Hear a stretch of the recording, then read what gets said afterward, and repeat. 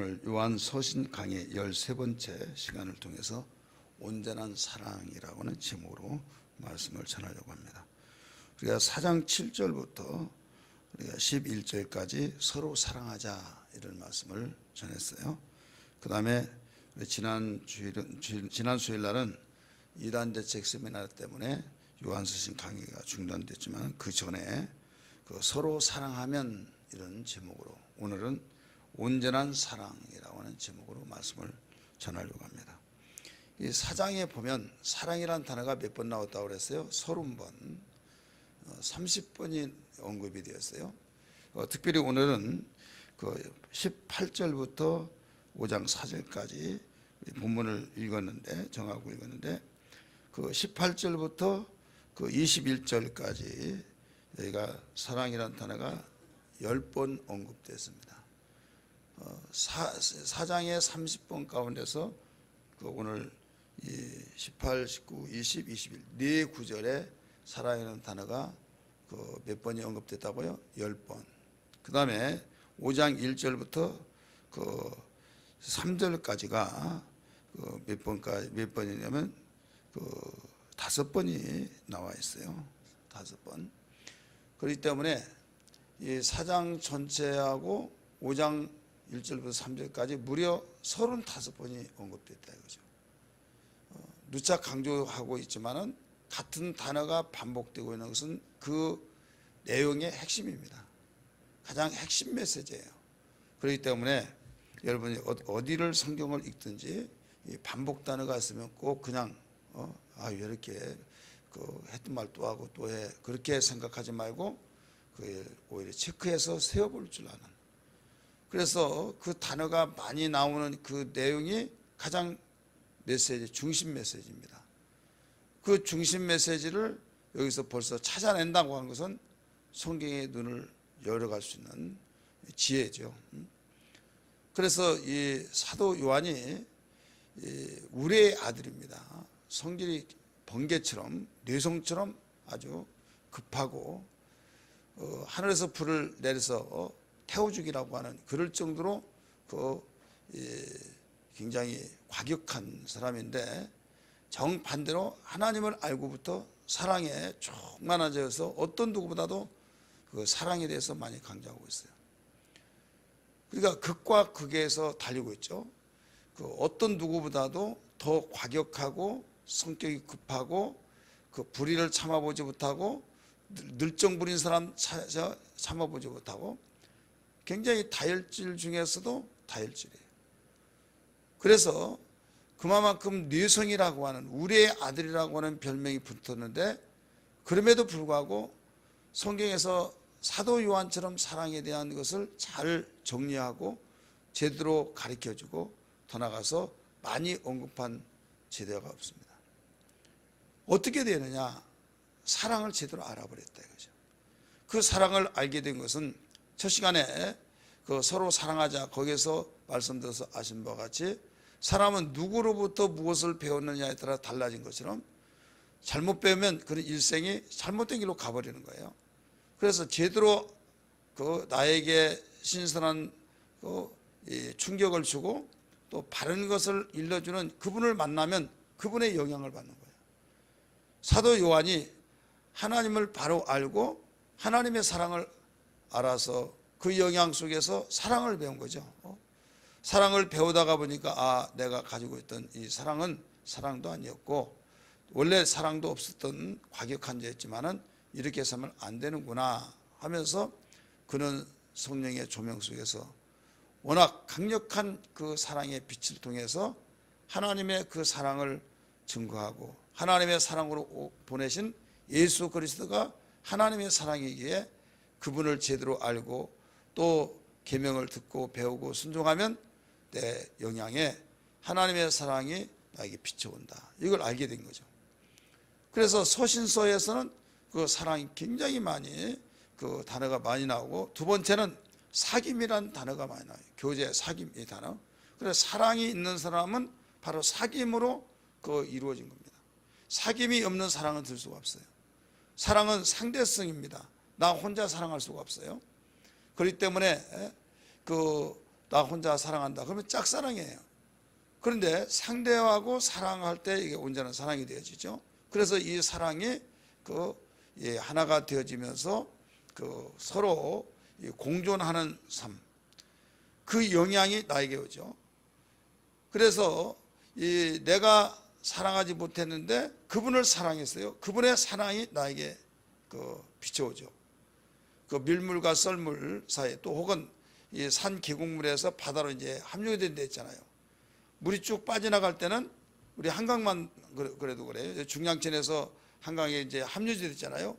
그럴 때 물이 빠져나갈 때는 축축 빠져나가요. 한강이 불어오르면 밀려나요. 마찬가지예요. 하나님의 사랑이 충만하고 내가 사랑이 부족했을 때, 그때 하나님의 사랑이 밀려와 버립니다. 그래서 극과 극이 여기에서 부딪힌 것 같지만은 그 사랑을 알아버릴 때 그 사랑이 강력해서 나에게 강압적으로 밀려 들어올 때 그 영향은 누구도 막을 수가 없죠. 그래서 그냥 어벌쩡하게 덥지도 않고 차지도 않냐고 그런 사람은요 변화가 없어요. 변화가 되었다 할지라도 자기는 변화됐다고 하지만 다른 사람에게 증거가 안 된 겁니다. 그런데 과격한 자 이런 사람은 막 색깔이 팍 드러나죠. 사도 사울이라고 한 청년이 그랬죠.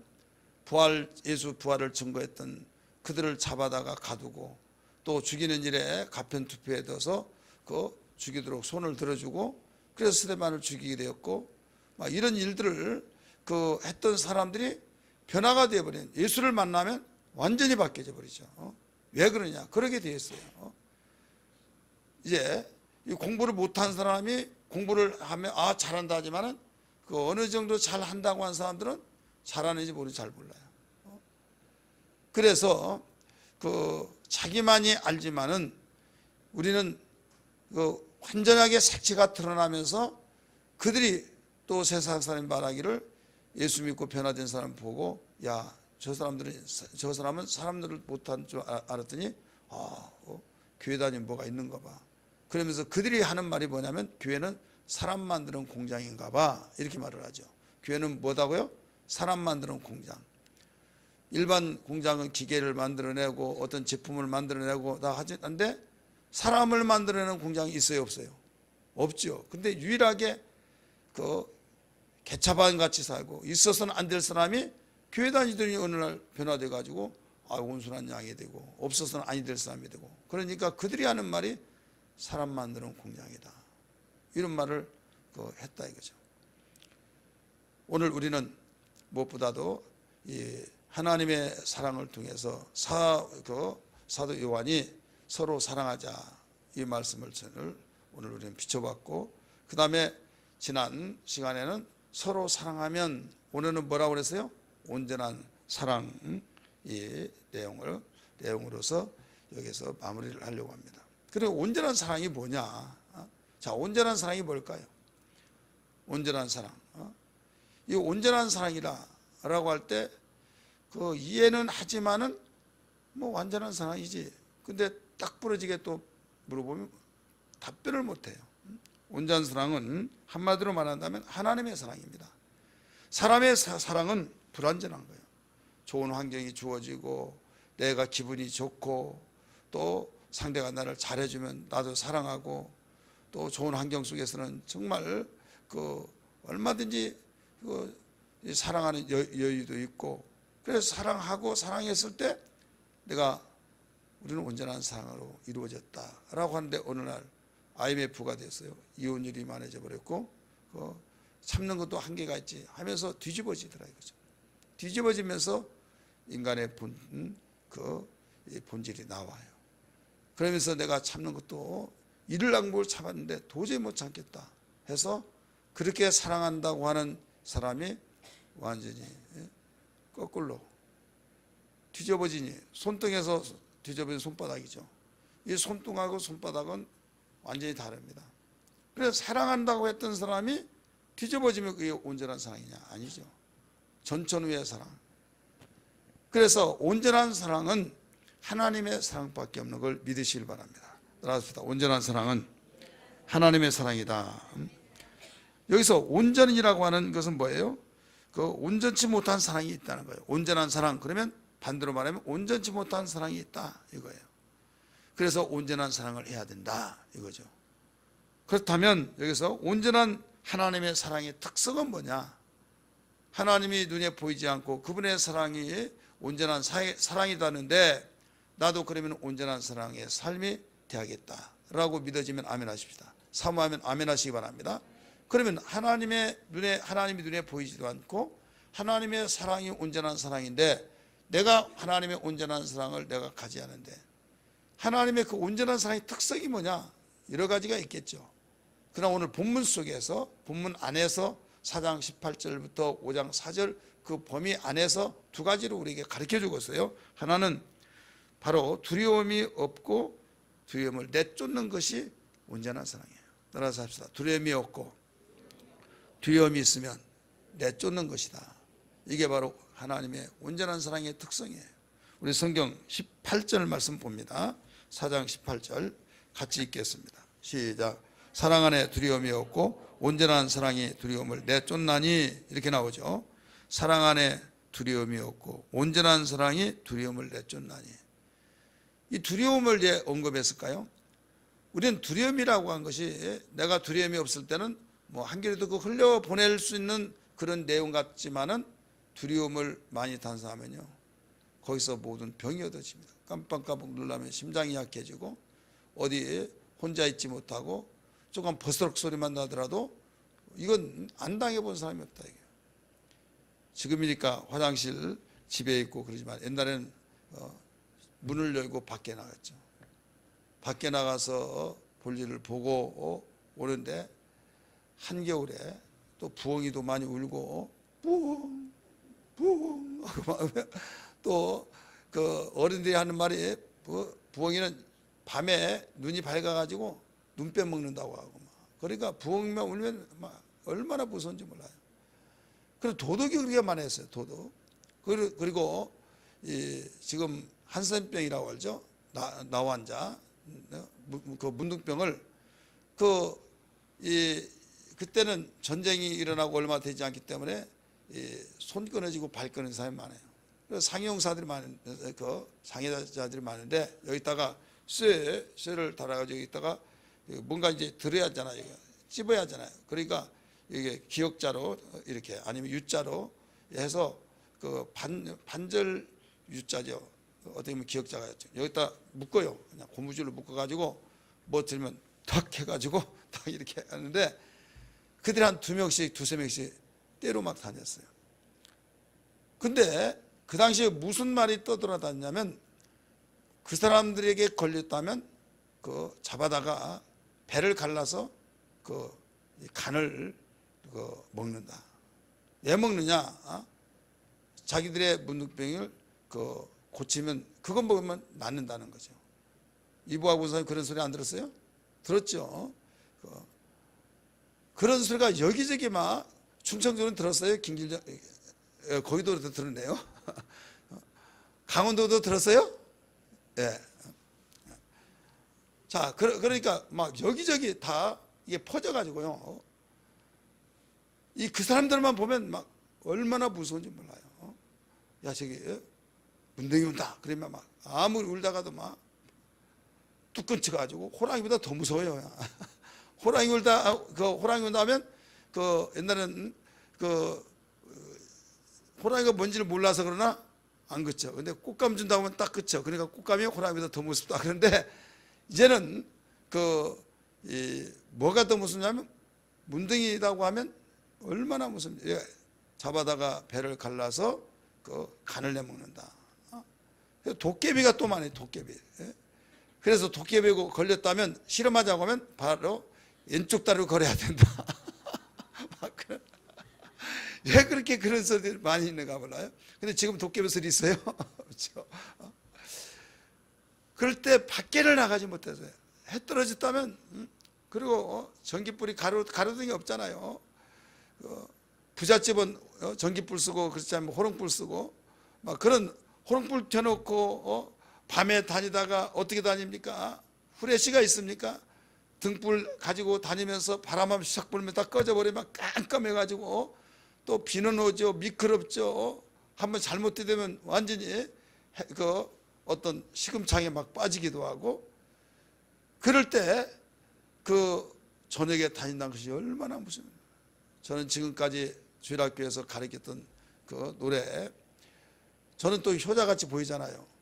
그 우리는 천수답을 지어가지고 뒷동산에서 해가지고 또 한 그 3km쯤 가면 논이 있어요. 다랑다랑하는 논.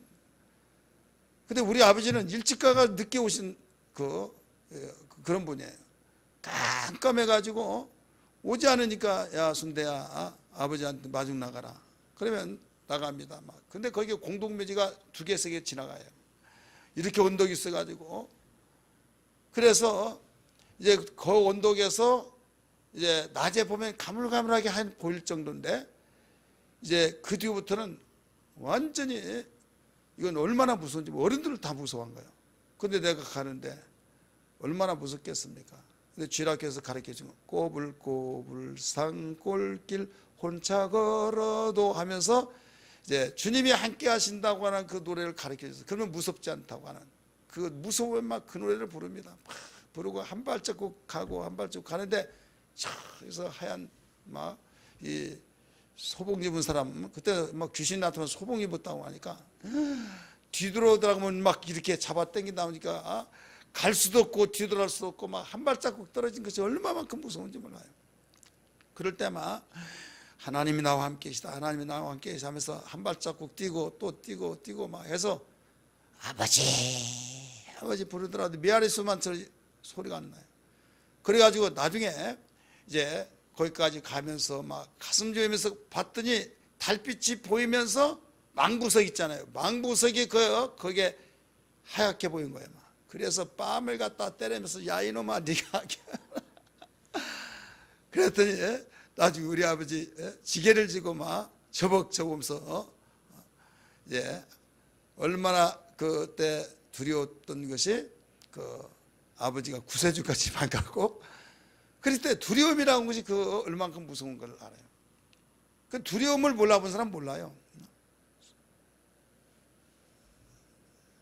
상계역 거기서 우리 교회에 있을 때 여호와 안무개라고 하는, 그때는 자매님인데 성경부를 하고 난 뒤에 이제 믿음이 잘 성장하고 있어요. 근데 전화가 왔어요, 사모님한테. 막 사모님이 그랬어요. 막 내가 할 때까지 가만히 있으라고. 그러면서 예수의 이름으로 막 귀신 나타나라고 막 하라고 하고 막 그래요. 그래서 나중에 빨리 가야 된다고 하면서 막 그 여차여차 하면서 이야기를 해요. 그 내용이 뭐냐면, 불이 탁 꺼지더니 막 뭔가 샥 지나가는 소리가 나는데, 방에 문을 열면 바람이 드는 것처럼 그런 막 하면서 무섭이 팍 생기면서 얼마나 막 무서운지 모르겠더라고요. 그러면서 막 비명을 자기도 모르는 사이에 질렀다는 거예요. 그러면서 어떻게 하더라도 마음이 진정이 되지 않으니까 사모님한테 전화한 거예요. 그러니까 불을 먼저 켜놓고요, 막 불도 안 들어요 막 하면서, 그러면서 그 가서 자체적인 이야기 들어봤더니 그런 이야기를 하더라는 거죠. 그만큼 두려움, 무슨, 그래가지고 그 뒤로부터 막 굉장히 무서워가지고 교회 와서 기도하고 성경 보고 가르쳐서 또 배우고 막 해서 이건 영적 존재다 하면서 예수의 이름으로 이겨내고 막 이런 일이 있었는데요.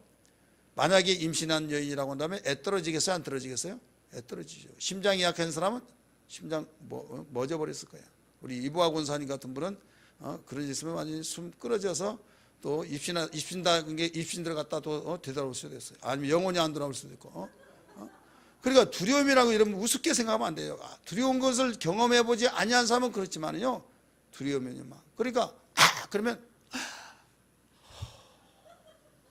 하면서 막 그렇게 하잖아요.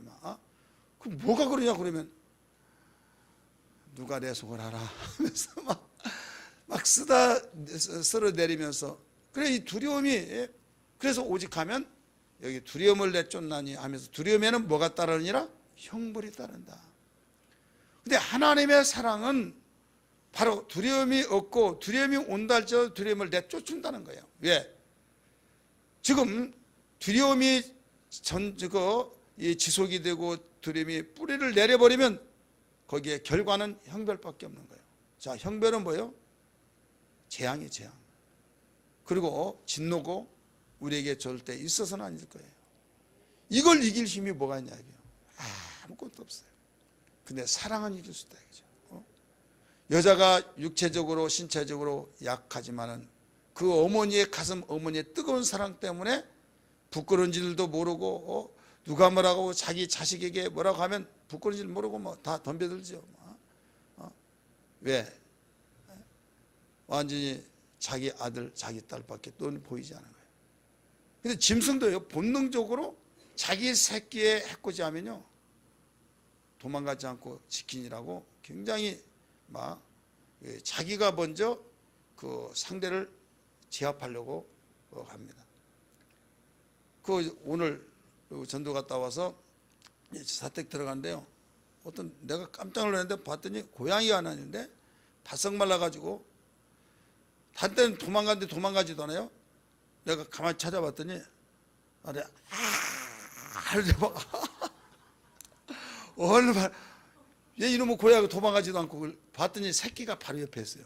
그래 내 눈하고 마주치면서도 한때는 딱 내 눈 보면 다 도망가거든요. 근데 도망가지도 않고 완전히 나를 응시하면서 이놈의 고양이 왜 그러지? 막 이빨을 막 하니까 막 내가 막 그 겁이란 게 있잖아요. 그래서 이렇게 봤더니 고양이 지 새끼가 옆에 있는 거예요. 그러니까 지 새끼를 어떻게 할까봐 그 두려움도 그 불사하면서 나를 제압하려고 그래서 이놈 고양이 막 하고 했더니 새끼가 도망간과 동시에 그냥 바다닥 도망가 버린 거예요. 그러니까 이 본능적으로 그런 고양이들도 그렇다 이게. 심지어는 꾀꼬리 얼마나 순한 적입니까? 언젠가 내가 말했잖아요. 막 수련회 탑승할 때 막 슉 하면서 꼭 눈을 막 조준하려고 하고 그것도 한 산속에서 그러니까 두렵더라고요. 여러분 두렵지 않으신 분이 있습니까? 복 중에 복이란 걸 믿기 바랍니다. 돈 해가지고 돈만 없으면 막 두렵고 그렇게만 생각하지 말고 우리는 돈 있더라도 두려운 사람이 너무나 많아요. 제가 설교 시간에 종종 말씀드렸지만은 전수하 시절 때 그 목사님이 사당동에 그 신방 갔다 오라고 그래서 몇몇 집사님하고 같이 갔다 왔어요. 근데 좀 도착하자마자 심상치 않는 집이었어요. 굉장히 큰데 전경들이 쫙 보유하면서 한 5-6명이 그 집을 지키고 있는 거예요. 나중에 알고 봤더니 그 집사님 남편이 판사인데 어떤 그 강력범들을 판결을 내릴 때는 그 전부터 협박 전화가 온대요. 판사님이시죠? 내일 이런 여기 피고 판결하시죠. 그런데요, 잘 부탁합니다. 만약에 우리 좋지 못한 판결이면 신상이 좋지 않을 것입니다. 그렇게 신상이 좋지 않을 것입니다. 두고 보겠습니다. 딱 끄는데요. 조금 있으면 또 전화하면 또 저 누군데요? 하면 이름이 가짜인지 진짜 모르는데 누군데요? 또 그 말 또 한대요. 번갈아 가면서 계속 그러는데요. 잠을 못 잔대요. 아니 사법부에서 최고라고 하는 이 판사가 뭐가 들었겠습니까? 근데 판결 한번 잘못하면 당신뿐만 아니라 당신의 집안, 당신의 사랑하는 자식도 어떻게 쥐도 새도 없이 없어진 줄 알아라 하면서 별의별 협박이 다 온대요. 그래 사시의 나무 떨듯이 떨면서 잠을 이루지 못한다는 거죠. 그리고 이제 내가 너한테 지냐 하면서 제대로 판결하면 내가 그렇게 암시를 주는데도 이렇게 했습니까? 당신 내일 아침에 어떻게 가는가 보라고 하면서 별의별 협박을 한다는 거예요. 자, 두렵겠어요? 안 두렵겠어요? 돈이 없어서 두려워요? 아니에요. 그러니까 어떤 면에서든지 어떤 처지 형편에서 어떤 입장에서 두려움이라는 것은 나에게 왔다면 벌써 잠을 못 자는 거예요. 그렇기 때문에 네가 두렵냐 두렵지 않느냐. 그러나 사랑으로 나가는 그 사람은 두려움이 없고 만약에 두려움이 있다 할지라도 내쫓는다. 이긴다 이거죠. 자, 사자굴 속에 던진다고 할 때 그 다니엘이 두려워했습니까? 자기 고국을 향해서, 예루살렘을 향해서 하루에 3번씩 변함없이 기도했을 때 그것을 염탐해서 알고 다니엘을 넘어뜨릴 자는 아무도 없다. 어떤 아무리 그렇더라도 털면 먼지 나온다 해서 아무리 털더라도 먼지가 안 나오니까 대신들이 그를 죽이려고 그런데 죽일 어떤 허점을 찾을 수가 없는 거예요. 그래서 바벨론에서 오직 당신이 왕만이 왕입니다. 왕의 신상을 세우고 그에게 절하지 않고 다른 신을 섬긴 자는 바로 사자굴 속에 던집시다. 그러면서 왕에게 한시적 법을 그때 요청해서 받아낸 거예요. 이 한시법이 거기서 나온 거예요. 언제부터 나왔다고요? 거기서부터. 내가 알고 있는 성경에 거기서 나왔어요. 그래가지고 결국은 그는 그 소리를 알아듣고 알면서도 그는 두려워하지 않고 끝까지 기도했다고 한 것을 믿으시기 바랍니다. 그것도 뭐라고 했어요? 감사하며 기도했다고 그랬어요. 다니엘 6장 10절에. 그러니까 하나님을 사랑하고 온전한 사랑이 있으니까 두려움이 자기에게 지배를 할 수 없었어요. 그냥 내쫓아 버렸죠. 밀어냈죠. 자, 온전한 사랑은 그와 같다.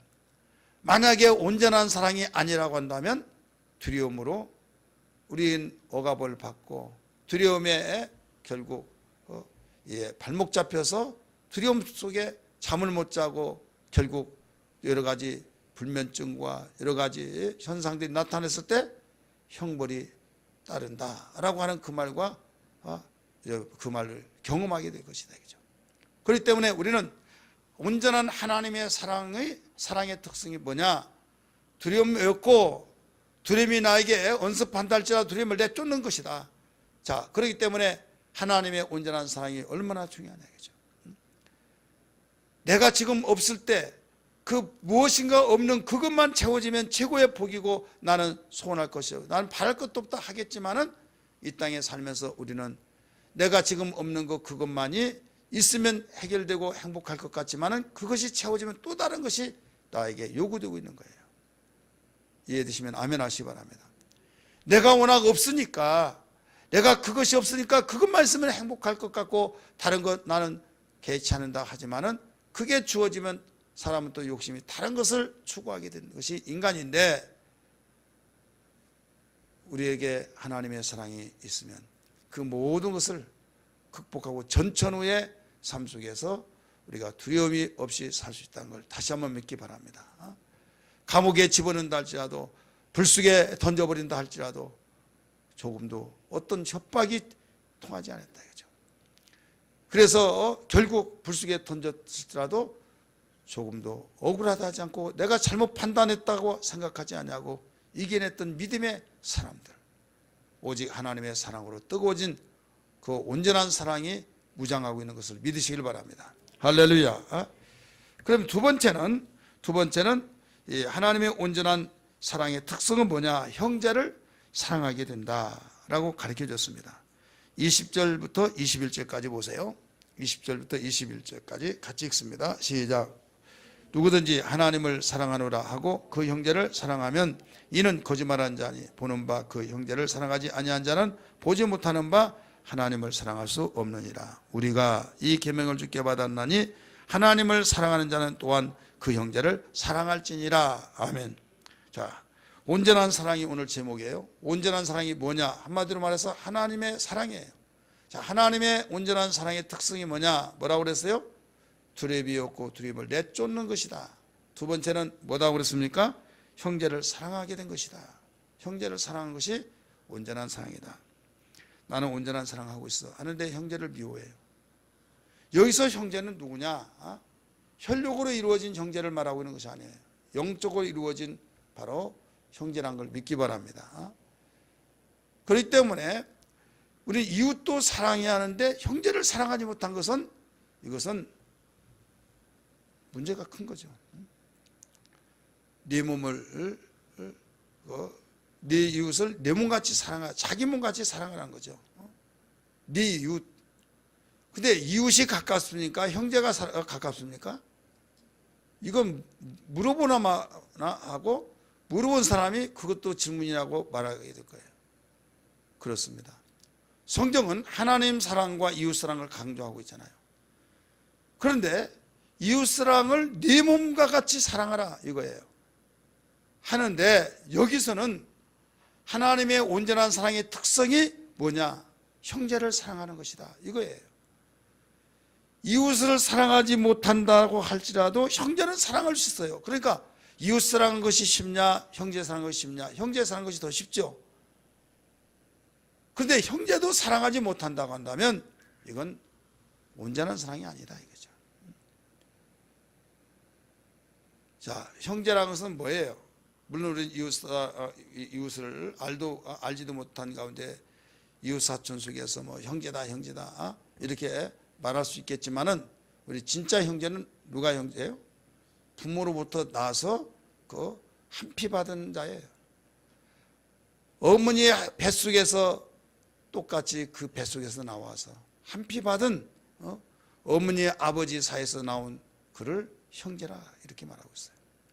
여기에서는, 오늘 본문에서는 형제를 사랑하라고 하는 것은 다른 것이 아니라 예수 믿으면서 하나님께로부터 난 자, 그냥 이웃 사랑한 거 그러기 이전에 형제를 먼저 사랑해야 하는데, 형제를 사랑하지 아니한 자는 온전한 사랑은 하지 못한 자다 이거죠.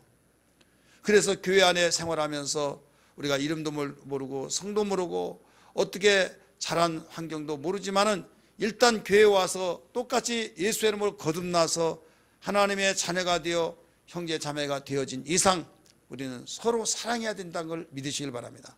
만약에 사랑이 이루어지지 않는다고 한다면 그는 온전한 사랑을 하라고 하신 말씀과의 관계가 멀어진 자로서 두려움이 오게 돼 있어요. 무슨 말을 하든 무슨 일을 하든 어떤 일을 할지라도 그게 두려움이 오게 됐다 이게요. 그러면 결국 형벌이 따라오게 됐다. 그러나 사랑하면 그렇지 않는다. 두려움도 내쫓게 된다. 자, 여기에서 하나님께로부터 난 자를 형제라고 한 사실을 가르쳐 주고 있는데요. 한번 보시기 바랍니다. 5장 1절 보세요. 이어서 나온 겁니다. 예수께서 그리스도를 믿는 자마다 하나님께로부터 난 자니. 우리는 똑같이 예수 믿기 때문에 이 자리에 있는 걸 믿기 바랍니다. 예수 믿는 것이 뭐다고 그랬어요? 하나님께로부터 난 자다 이게요. 그래서 또한 낳으신 자를 사랑하는 자마다 그에게서 난 자를 사랑하느니라. 자, 낳으신 자를 사랑해요. 우리를 낳으신 자가 누구예요? 하나님이죠. 바로 우리를 낳으신 분이 바로 하나님이다 이게요. 우리 성경 볼까요? 우리 야고보서 1장 18절. 야고보서 1장 18절.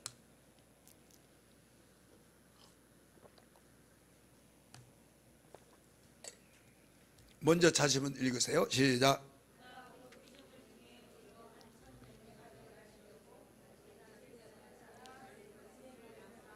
우리를 낳으시느니라. 여러분 이름을 석자를 넣으세요. 거기에 우리를 낳으시느니라. 시작. 네. 하나님이 자기의 뜻을 따라 우리를 진리의 말씀으로 낳으시느니라. 낳다 이거예요. 삼문자가 가까워요? 난자가 가까워요? 네. 난자가 가깝죠. 그래서 우리를 삼았다고 하지 않았어요. 성경은 삼았다고 한 데가 한 군데가 없어요. 그런데도 불구하고 우리를 자녀 삼으시고 계속 말을 해요. 어디에 근거해서 그러냐? 로마서 8장 15절 이하에 너희는 다시는 무서워하는 종의 영을 받지 않냐고 양자의 영을 받아 아바 아버지라고 불러니라. 그 양자라고는 그 단어 때문에 그런데요. 그 양자는 히브리 문화권 속에서 양자는 우리나라의 양자와 다르다고 말했죠. 아브라함이 이스마엘을 낳았어요? 삼았어요? 아브라함이 이스마엘을 낳습니까? 삼았습니까? 예? 삼은 거예요. 한국적인 정서로 보고 한국적인 문화로 보면 낳죠. 누구의 몸에서 났어요? 사라의 몸종 하갈의 몸에서 났어요. 히브리 문화권 속에서는 이와 같이 자기의 본 부인에게서 나지 아니한 자는 삼은 거예요. 분명히 자기 남편아 내가 아브라함이 분명히 사라가 권유해 가지고 자기 몸종에게 들어가서 아들을 낳으라고 그랬어요. 늦기 전에 나이가 먹어서 이제는 더 이상 낳을 수 없다고 하기 전에 나라는 거예요. 들들들들 못 갔어요. 밤새도록 볶고 맨날 며칠 못 갔어요. 그래서 결국 그 사라의 말을 듣고 그 동침해서 낳은 자가 이삭보다 13살 많은 이스마엘이에요. 우리 한국의 입장에서는 낳은 거예요, 분명히. 근데 이스라엘에서는 삼은 거예요. 그걸 양자의 영이라고 하는 거예요. 그러면 이삭은 낳았어요. 그래서 이 내쫓으라고 사라가 그랬잖아요. 그리고 어떻게 내쫓냐? 그럴 때 하나님께서 네 아내 된 사라의 말을 들어라. 기업을 이어받을 자는 이삭밖에 없다 라고 말씀했잖아요. 그래서 눈물을 머금고 가슴앓이 하면서 가죽 포대에 물과 떡을 해서 짊어지게 하고 내보내죠.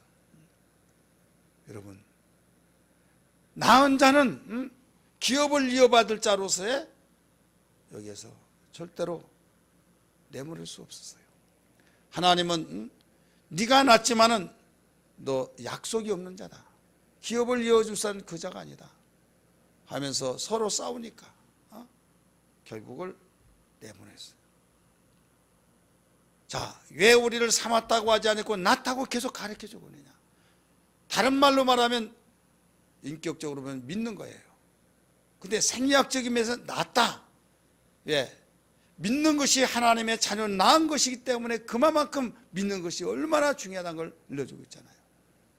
그래서 요한복음 5장 24절에서는 내가 진실로 네게 이르노니 나를 믿고 나 보내신 이를 믿는 자는 영생을 얻었고 심판에 이르지 아니하고 사망에서 생명으로 옮겨느니라. 믿음을 강조하고 있죠. 근데 똑같이 영생이라고 하는 그 단어 속에서 요한복음 17장 3절에서는 영생은 참 유일하신 하나님과 그의 아들 예수 그리스도를 아는 것이라. 아는 것. 이 안다고 하는 그 말이 무슨 말이냐? 결혼했다, 동침했다, 그 동침의 사실을 부인하지 않는다 이 말이에요. 그렇기 때문에 믿는다고 하는 것이 그만큼 믿지 않는 것이 더 어려운 거예요. 어떤 성경험을 했는데 안 했어 한다고 해서 잃어버리고 안 했다고 해서 그게 완전히 그 무마가 되겠느냐 이게요.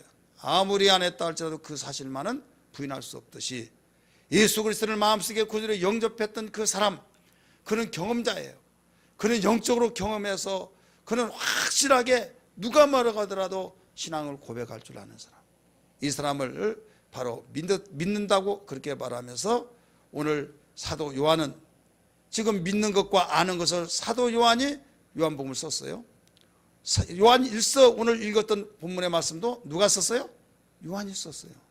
다른 사람이 썼다고는 하겠지만은 똑같은 저자가 똑같은 그 믿는 것과 아는 것과 낳은 것과 이걸 표현만 달랐을 뿐이지 같은 말이에요. 그렇기 때문에 우리는 예수를 믿는다. 이것은 하나님의 자녀로 낳은 자다 이거예요. 할렐루야. 방법은 물과 성령으로 거듭났다. 사도 요한은 그렇게 가르쳐 주셨잖아요.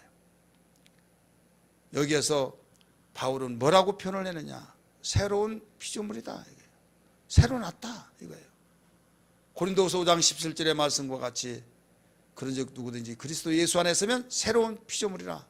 이전 것은 지났으니 보라 새 것이 되었도다. 이렇게 가르쳐주고 있죠. 그러니까 우리는 하나님께로부터 물과 성령으로 거듭났는데 진리의 말씀으로 거듭났는데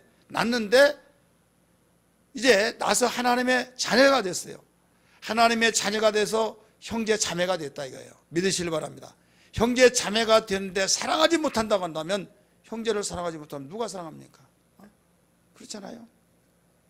신기한 것은요, 애들을 많이 지금은 혼자 키우고 하나만 키우고 막 그런 시대가 됐지만은 막 5, 6명 키우고 막 한 5씩 키우고 막 그럴 때 얼마나 양 싸우고 막 이놈들아 막 조용히 하네 막 하면서 싸우지 말라고 하고 오직 하면 엄마 아빠한테 잘해준 것이 효도한 것이 뭔지 아느냐, 너희들끼리 싸우지 않고 형제끼리 사이좋게 노는 것이라고 막 그러면서 자녀들 교육을 뭘로 시킵니까? 다 이루오라고 하면서 맏아들 세워주죠. 너희 형 맏아들은 뭔지 아느냐? 아빠가 죽이면 아버지 역할하고, 맏딸은 또 뭐라고 그래요? 엄마가 언제 해줄지 모르는데 바로 엄마 역할이다. 그러니까 엄마한테 잘해야 못해? 잘해요. 그러니까 큰 누나한테 잘해, 언니한테 잘해. 예. 또 형이 뭐 여럿이 있다면 큰형한테 잘해. 알았어? 왜? 아빠 역할을 하잖아. 아빠가 천년만년 사냐? 내일 죽을지 모레 죽을지 모르는데, 그래 군기를 팍 잡아주죠. 그러면서 그래도 싸워. 막 싸우면서 뭐 형이 잘못했다, 나 잘못했다 막 때렸어요. 막 그래도 누구를 이렇게 세워줘요? 그래도 형이잖아 이놈아 하면서, 그리고 혼자 불러놓고 야 무조건 때리면 어떻게 되냐 하면서 이제 체면 세워주죠. 그렇게 싸우다가도 교육을 시키더라도 그때 부지 말 듣잖아요. 그런데 신기한 것은요, 학교 가가지고 지 동생을 막 때리면 너 이리 와봐 하면서 한 5명 가면 막 5명이 너 이리 와봐, 내 동생 얘 때려서 또 둘째가 걸고 셋째가 막, 그러니까 막 완전히 하나 건드려가지고 5 형제가 같이 학교 다니면 완전히 그는 죽는 거예요 막. 그러면서 집에서는 싸운 것 같은데 학교 다른 데서는 막 얼마나 이해해 준지 몰라요. 왜 사랑해요? 형제니까. 이 수준은 무슨 알아들으셨습니까? 여러분, 우리는 교회 안에서 예수의 피로 거듭난 자예요. 할렐루야. 물과 성령 거듭난 자예요. 그러면 어떤 일이 있더라도 사랑해야 된다 이거죠. 사랑 반대는 뭐예요? 미움이죠. 감정이 사납고, 이래서 저 사납고 저렇게 해서 미웠고, 지가 이쁜지 돼야 이뻐하지, 미움도 지게서 나지 막 하면서 이쁨짓만 해서 사랑한다면 누가 못 사랑합니까? 적들도 사랑해요. 적과의 동침이라는 말이 있잖아요. 죽이려고 들어왔는데 얼마나 이쁜 짓 한지, 얼마나 더 먹을 거 대접 잘해주고, 그러니까 죽이지 못하고 나중에 사랑해서 완전히 하나가 되더라 이 말이에요. 그러니까 사랑받는 미움인데 미워할 수밖에 없지만은 사랑하라. 왜? 형제니까. 따라서 형제니까. 여러분, 교회가 사랑하지 아니하면 여기는 온전할 수가 없어요. 보세요. 한 피 받은 육신의 형제들도 그런데 우리는 육신적으로 어디에서 왔고 어디에서 무슨 일을 하다 왔는지 우리는 잘 알지도 못하고, 예수 믿는 것 때문에 서로 알게 되고, 여기서 형제님 자매님 하면서 하나님의 똑같은 자녀라고 하면서 우리는 사랑하게 되잖아요. 믿으시길 바랍니다. 그러면서 정말 우리는 예수의 피로서 거듭나서 한 형제 자매라는 걸 확실히 알고, 우리는 넓은 주님의 가슴을 가지고 하나님의 온전한 사랑의 특성 속에 하나이기 때문에 사랑해야 된다. 왜 사도 요한은 이 서신을 썼을까요? 본질이 육체로 되어진 우리 인간은 사랑하지 못하고 미워하고, 여기 이단에게 지금 이단 사세 있잖아요. 이단이 딱 들어와 버리고, 그러니까 이 복음으로 하나 됐을 때는 괜찮았는데 이단의 이 특성들이 나타나잖아요. 이단에 받아들여 가지고, 그러다 보니까 이제는 갈라진 거예요. 그러다 보니까 서로 찍고 받고 해서는 안 된다. 그러면 이걸 지적하면서 서로 사랑하라 하면서, 사랑하려면 가르쳐주면서 온전한 사랑에 대해서 일러주고 있는 겁니다. 믿으시길 바랍니다. 우리 옆에 분에게 우리 서로 사랑하며 사십시다. 사랑합니다. 형제님 사랑합니다. 자매님 사랑합니다. 서로 인사하세요. 정말 말로만이 아니라 우리는 형제요 자매요, 우리 사랑해요. 사랑하지 않으면 기도가 안 돼요. 씩씩거리고 인사 안 하고 씩씩을 말려 속에서 지가 나한테 그렇게 하고 잘 될 줄 알아 막 하면서 그러면서 주여 주여 하면서 무슨 기도가 되겠어요? 기도하지 안 되는 거예요. 그렇잖아요. 아니, 기도에 왜 해요? 응답받으려 기도하잖아요. 근데 응답받지 못할 그 기도. 그러니까 우리는 응답받을 일을 하나님께서 다 우리에게 가르쳐 주면서 여기에 온전한 사랑을 가지라. 그 온전치 못한 사랑을 하는 그것으로 너 사랑한다고 말하지 말아라. 그런데 온전한 사랑이라고 하면 우리 인간이 어떻게 온전해질 수는 없지만은 하나님이 우리 인간의 측면에서 할 수 있는 그 온전을 최고 기준을 낮춘 거예요. 왜? 이웃도 사랑하라고 했는데 형제는 더 사랑할 수 있는 것이 더 얼마든지 더 할 수 있잖아요. 그래서 여기서 형제를 사랑하라. 하나님을 사랑한다고 하면서 형제를 사랑하지 않으면 이건 거짓말쟁이다. 왜? 보이는 형제도 사랑하지 못하고 보이지 않는 하나님을 사랑한다고? 너 어림없이 하지 말아라. 할 말 있습니까? 여기 그렇게 나오잖아요. 우리 19절 20절 다시 해봅니다. 4장 19절 20절 시작.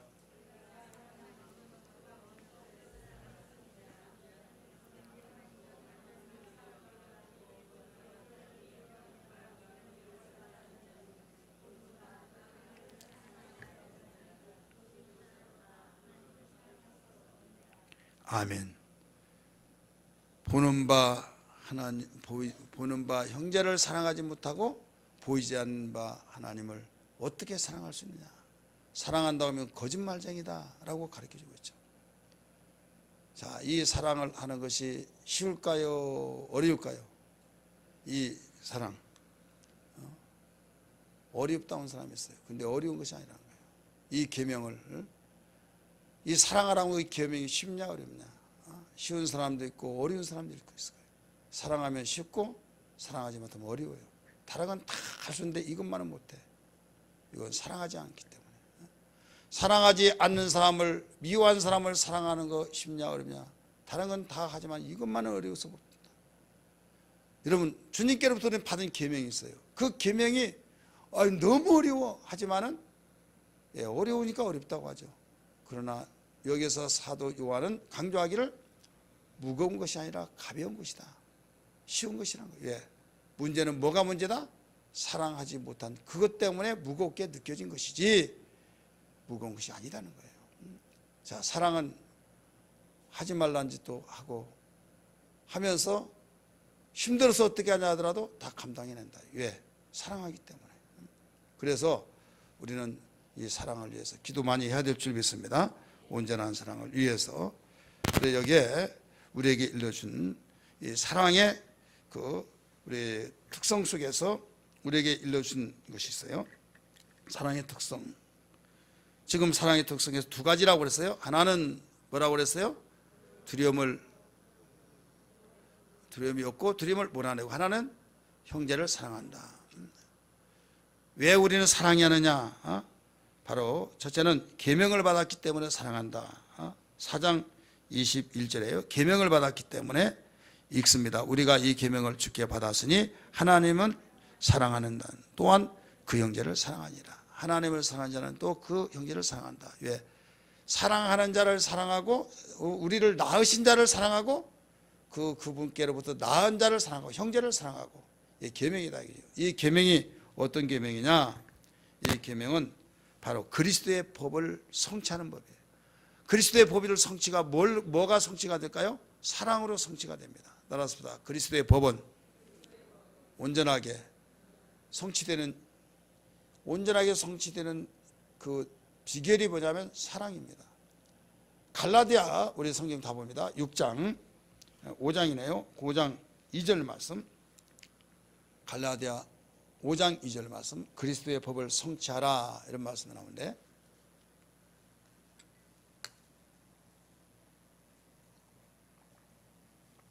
먼저 찾으시면 읽으세요. 시작. 자, 6장 2절 보세요. 6장 2절 시작.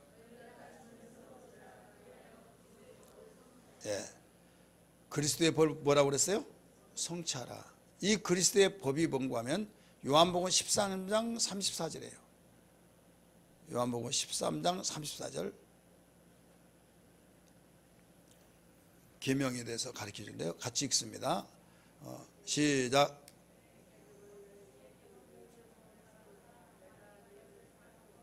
새 계명을 너희에게 주노니 서로 사랑하라.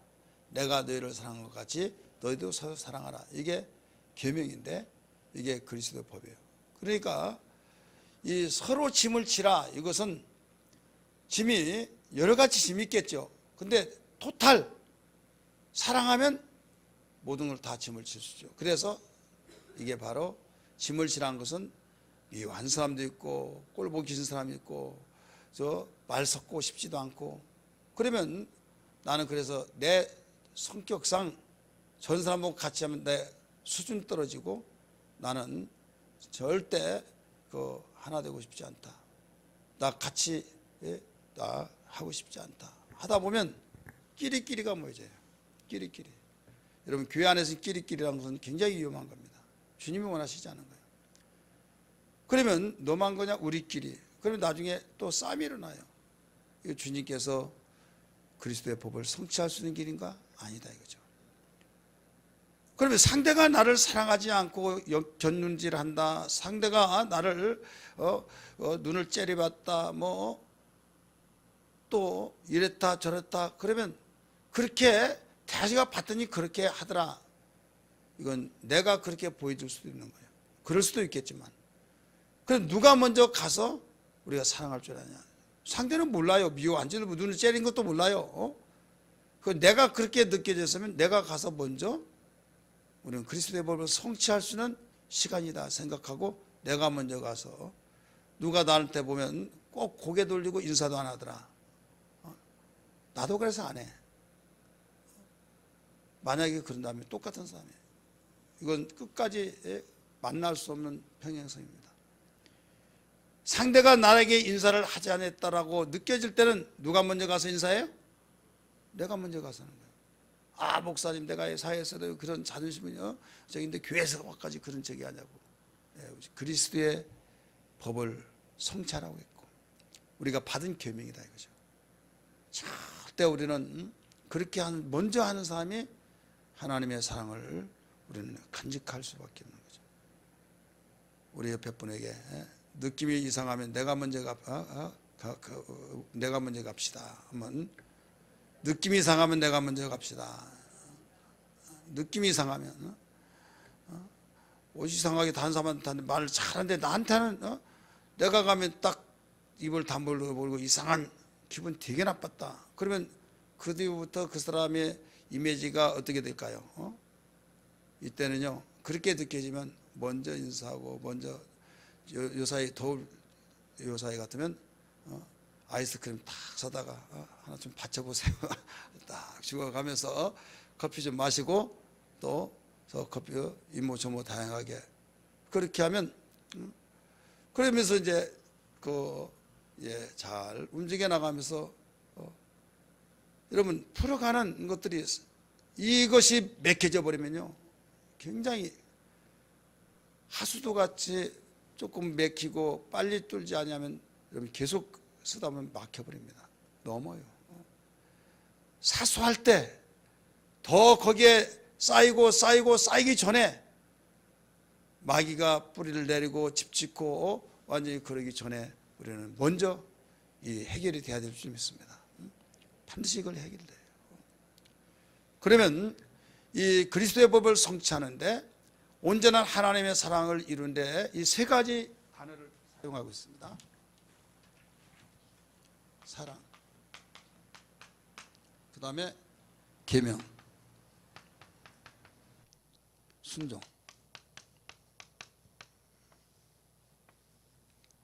(5장 2절) 보세요. 5장 2절.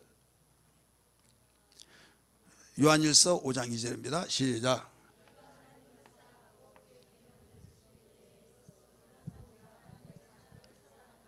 자, 사랑이란 단어가 나와야 나와요? 우리가 하나님을 사랑하고 그의 계명이 나와야 나와요. 계명들을 지킬 때, 자, 지키는 것이 뭐예요? 순종이죠. 지키면 순종이잖아요. 순종. 지킬 때 이로써 우리가 하나님의 자녀를 사랑한 줄을 아느니라. 3절도 가르쳐주고 있어요. 3절 봅니다. 시작. 하나님을 사랑한 것은 이것이니. 자, 하나님을 사랑한 것은 이것이니. 뭐라고 그랬어요? 우리가 그의 계명들을 지키는 것이라, 계명들을 지키는 것이라, 순종하는 것이다 이거예요. 이렇게 하면 우리는 하나님께로 나은 자를, 형제를 사랑한 것이다 이거죠. 그럼 이것이 뭐냐면 이제 결과인데, 결과는 믿음, 온전한 믿음이에요. 온전한 믿음은 바로 세상을 이긴다 이게요. 세상을 이김. 세상이 얼마나 흉합니까? 우는 사자가 도로 다니면서 삼킬자를 찾고 있는 이 시대에 바로 믿음으로 어떤 악한 마귀의 계계라 할지라도 다 박멸시킬 수는 이김이 된다 이거죠. 4절 시작. 무릇 하나님께로부터 난 자마다 뭐라고 써요? 세상을 이기느니라. 세상을 이기는 승리는 이것이니 우리의 뭐라고 써요? 믿음이니라. 믿음. 그냥 믿습니다, 믿습니다. 그게 믿음이 아니다 이거예요. 그렇기 때문에 이 믿음이 되어진 사람은 이미 형제를 사랑하는 사람이다 이게요. 사랑이 뭐냐? 하나님께 받은 계명을 지키는 자들이다 이게요. 그러면 이로써 하나님께로 나은 자들을 사랑한다. 하나님께 같이 낳았다. 그러면 형제라 이거예요. 그래서 형제를 사랑해야 된다라고 가르쳐 준 거예요. 이 사람이 여기에서 세상을 이기는 믿음이다. 그래서 세상 이기고 싶으면 아멘 하십시다. 여러분, 우리가 아무리 저기에서 믿음 생활 잘한 것 같지만은 세상을 이기지 못하면 이건 훈련을 잘 받고 표창을 받고 명사수가 된다 할지라도 적탄에 맞아서 이 전쟁터에서 적탄에 맞아서 죽으면 잘 훈련을 받은 것이 아니에요. 훈련을 받는 목적은 바로 실전에 나가서 이기기 위한 거예요. 믿으시기 바랍니다. 교회 생활에서 믿음 생활 잘하는 것은 세상에 나가서 이기기 위한 거예요. 할렐루야. 물질이 위협합니다. 가정의 환경이 위협합니다. 직장이 위협합니다. 사업이 위협합니다. 남편이 힘들게 합니다. 아내가 힘들게 합니다. 자식이 속썩입니다. 또 이 지인이 나를 힘들게 합니다. 별의별 우리는 알지도 못하는 것까지 다 얽히고 설키다가 얼마나 많습니까? 숨 막혀서 죽을 지경이 그럴 때가 없다고 누가 장담할 수 있느냐 이게요. 지금 이런 사람도 없지 않아 있을 수도 있어요. 이런저런 내일 일을 알지 못한 가운데 이렇게 되지만 이것을 완전히 삼손이 어떤 삶이에요. 하나님의 능력이 나신으로서 충만했죠. 그 삼으로 막 생삼 있잖아요. 껍질 벗겨가지고 막 두꺼운 그걸로 막 동여매서 삼손을 잡았다고 하니까 그냥 가만히 있다가 몸만 탁탁 흔드니까 불에 탄 그 새끼처럼 탁 끊어지면서 완전히 그들을 쳐서 죽이고 다 이겼잖아요. 그가 그들을 자기를 잡고 자기를 죽이려고 했던 그들을 다 이겨냈어요. 할렐루야. 이게 세상을 이기는 거예요. 나를 죽이려고 공격하고 도전한 그걸 이겨내야 된다 이거죠. 이겨낼 수 있는 것이 뭐냐? 바로 형제를 사랑하는 사람이 이겨낼 수 있는데 그 사랑이 곧 하나님이 보증하시고 약속을 실행하시는 믿음이다 이거예요. 이 믿음이 세상을 이기느니라. 그래 세상은 그냥 참아름 좋아라. 그 어떤 그 세상이 아니에요. 세상은 마귀의 역사 속에서 우리를 힘들게 하고 가로막게 하고 우리를 힘들게 해서 주님과 멀어지게 하는 죄를 지게 하는 이런 모든 것들이 세상인데 이것을 이길 수 있는 것은 다른 것 없다. 여기에서부터 나와야 된다. 그래서 이건 사랑하는 형제를 사랑하는 자의 결과가 바로 세상을 이기는 믿음으로 나타나는 것을 믿기 바랍니다. 오늘 이 말씀이 생명되기를 주의 이름으로 축복